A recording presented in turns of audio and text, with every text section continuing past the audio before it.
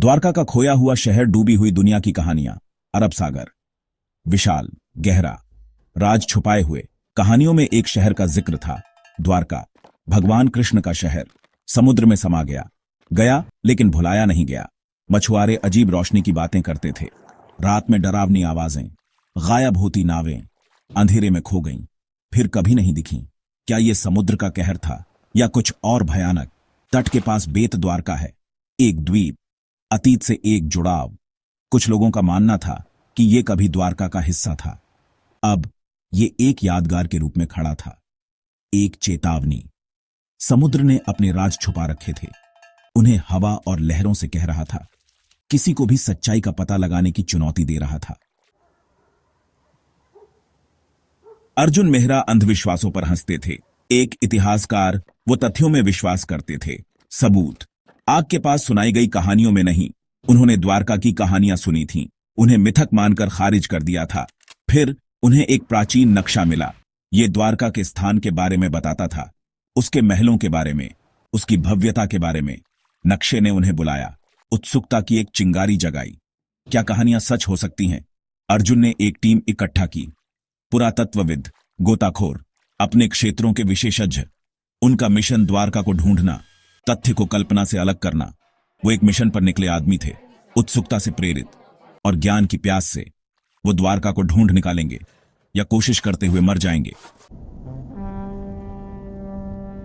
Research का जहाज लहरों को चीरता हुआ आगे बढ़ा, नक्शे पर अंकित स्थान पर पहुंच गया। अर्जुन और उनकी टीम गोता लगाने के लिए तैयार हो गए।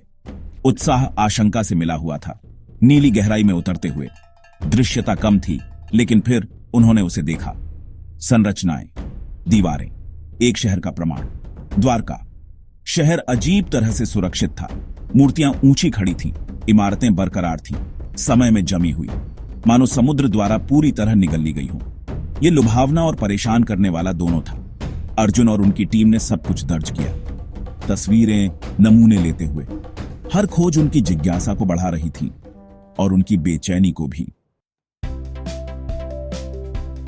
चौथा भाग, गहराई में साए, भयानक मुठभेड़ें। जितना गहरा वो गए, चीजें उतनी ही अजीब होती गईं। उपकरण खराब हो गए, बत्तियां टिमटिमा गईं, संचार मुश्किल हो गया।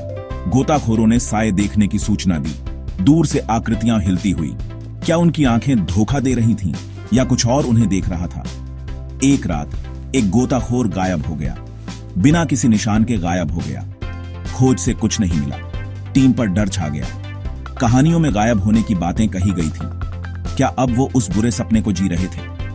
अर्जुन ने अंधविश्वासों पर विश्वास करने से इनकार कर दिया, लेकिन घटनाएं अपना असर डाल रही थीं। शहर में एक अंधेरा था, एक मौजूदगी जिससे उनकी रीढ़ की हड्डी में कंपी दौड़ जाती थी। पांचवां भाग, द्वारका का श्राप। समय में जमा हुआ शहर। जैसे जैसे उन्होंने आगे खोजबीन की, उन्हें एक शिलालेख मिला।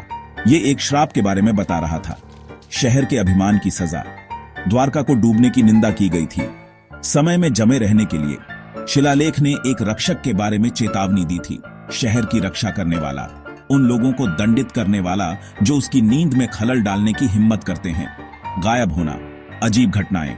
अब सब कुछ समझ में आ गया। अर्जुन को सच्चाई का एहसास हुआ। द्वारका सिर्फ एक खंडहर नहीं था, ये एक जेल थी, दुख और पछतावे की जगह। उसने अपनी टीम को जाने का आदेश दिया, शहर को आराम करने देने के लिए। जैसे ही वो रवाना हुए, अर्जुन ने पीछे मुड़कर देखा। वो लगभग शहर का विलाप सुन सकते थे, अतीत की याद और अभिमान की कीमत। द्वारका रहेगा, प्रतीक्षा कर रहा है, देख रहा है, अनंत काल के लिए।